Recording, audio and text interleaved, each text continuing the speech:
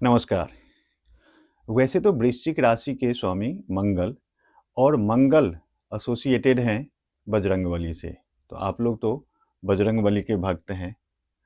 इसके अलावे मैं एक और जानकारी साझा करना चाहूँगा।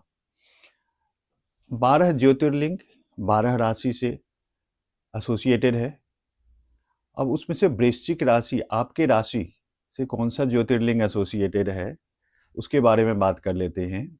तो आपके राशि से घृणेश्वर ज्योतिर्लिंग एसोसिएटेड है, क्योंकि अ, बजरंगबली के भक्त हैं वो है ही। साथ में हम में से बहुत से लोग भोलेदानी के भक्त होते हैं। तो ये पता होना चाहिए और ज़रूरी है कि हमारे राशि से कौन से ज्योतिर्लिंग एसोसिएटेड है। तो वो घृणेश्वर ज्योतिर्लिंग है। तो आप बजरंगबली या फिर हर हर महादेव ये कमेंट में लिख सकते हैं। चलिए अब बात करते हैं दिसंबर महीने का राशिफल। और साथ में जो सैटर्न है वो डायरेक्ट हो रहे हैं, मार्गी हो रहे हैं, तो उसका क्या इफेक्ट होगा। सबसे पहला इम्पैक्ट तो वो दिसंबर में ही आएगा, क्योंकि वो 28-29 के बाद वो मार्गी हो जाएंगे। तो जो पहले 1.5-2 महीने से करीब जिनको ब्लड प्रेशर का इशू था या फिर जिनको हार्ट की प्रॉब्लम थी, वो पिछले 1.5-2 महीने से कुछ ज़्यादा ये प्रॉब्लम फेस कर रहे थे। अब वो प्रॉब्लम जो है वो निकल चुका है।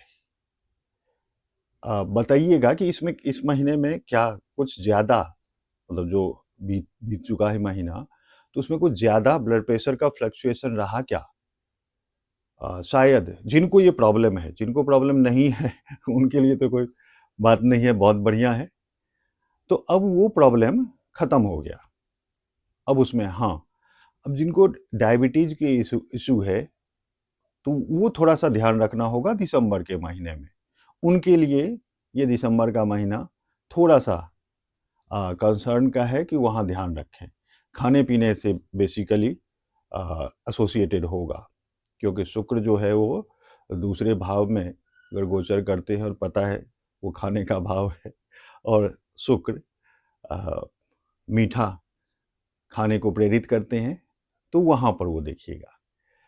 अब बात कर लेते हैं कि सैटर्न जो कि मार्गी हो रहे हैं। अभी तक जो था कर्म का पहिया जो था काफ़ी स्लो हो गया था, जिसके कारण काफ़ी ज़्यादा फ्रस्ट्रेशन था। काम सही टाइम पर हो नहीं रहा था। एक्चुअल में वक्री का मतलब ये हुआ कि जो जहाँ है वहीं स्टक हो गए। मतलब बहुत काम स्लो हो गया। आप इसको ऐसे ले सकते हैं, कई बार यहाँ हम लोग ट्रेन से सफ़र करते हैं 10 घंटे का, जो है वो 15 घंटे में सफ़र तय होता है। कई जगह ऐसे होता है कि आउटर सिग्नल पर रुक गया, स्टेशन पर 1 घंटे 10 मिनट के बदले 1 घंटे रुक गया, तो वहाँ पर जो फ्रस्ट्रेशन फ़ील करते हैं, बस वही चीज़ वक्री में होता है कि जहाँ हैं वहीं पर स्टक हो गए। तो ये ना अब जो है कर्म का पहिया जो हमारे कार्य हैं वो तेज़ी से चलेगा। नॉर्मल स्पीड जो चलना चाहिए, जो हम एक्सपेक्ट कर रहे हैं।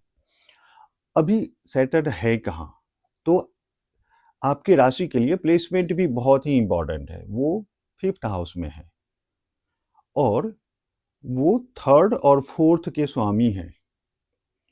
जिस चीज़ के स्वामी हैं, जिस चीज़ का उनका कारकत्व है, वो चीज़ वो करते हैं। तो 3rd और 4th ये कम्युनिकेशन का, 4th हाउस पता है कि वो घर का होता है।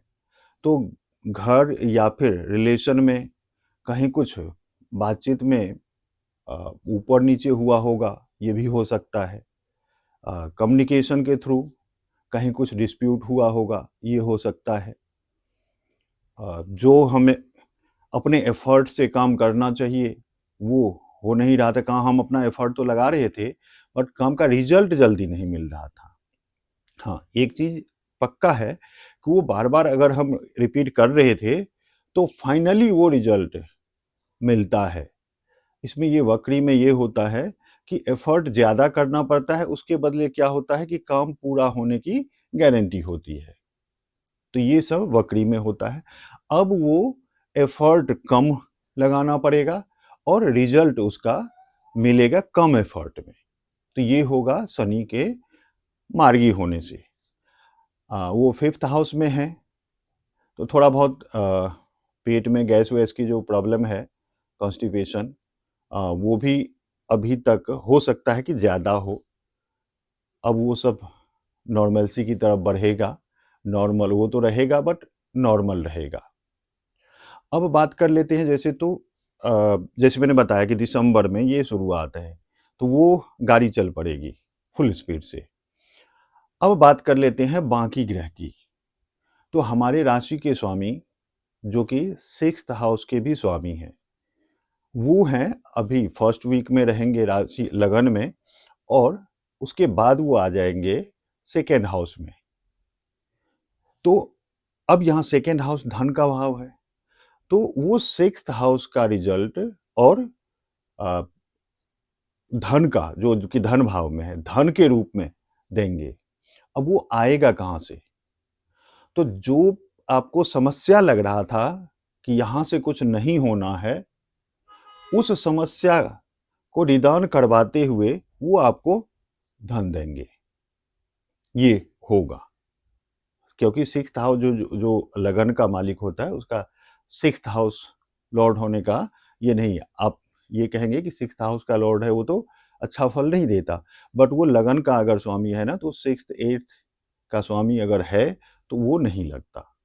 तो वहां से आपको जो ऑब्स्टेकल, 6th हाउस ऑब्स्टेकल का है, जिसको रोग ऋण शत्रु के फॉर्म में कहते हैं, तो वहां से आप देखेंगे कि सारे के सारे काम जो बिल्कुल बंद पड़े थे, जहाँ से जो आना था, बहुत ही बर्डन फील कर रहे थे, ये तो हो ही नहीं सकता है, तो वो फटाफट वहाँ से पैसे के लिए।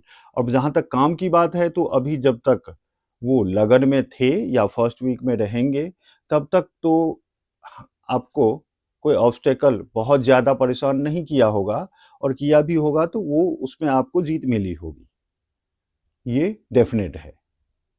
अब सूर्य की बात कर लेते हैं, तो सूर्य ठीक है, अभी फर्स्ट 15 दिन वो लगन में रहेंगे, फिर वो 2nd भाव में जाएंगे। वो 10th हाउस के लॉर्ड है, तो जो सरकारी काम वाम जिनका है उनका फटाफट बन जाएगा, क्योंकि उसके सरकार के कारक है। और वो 10th हाउस जो है वो कर्म का हाउस है। अब इसमें सबकी बात करने के बाद गुरु की बात ना करें तो ऐसा तो हो ही नहीं सकता।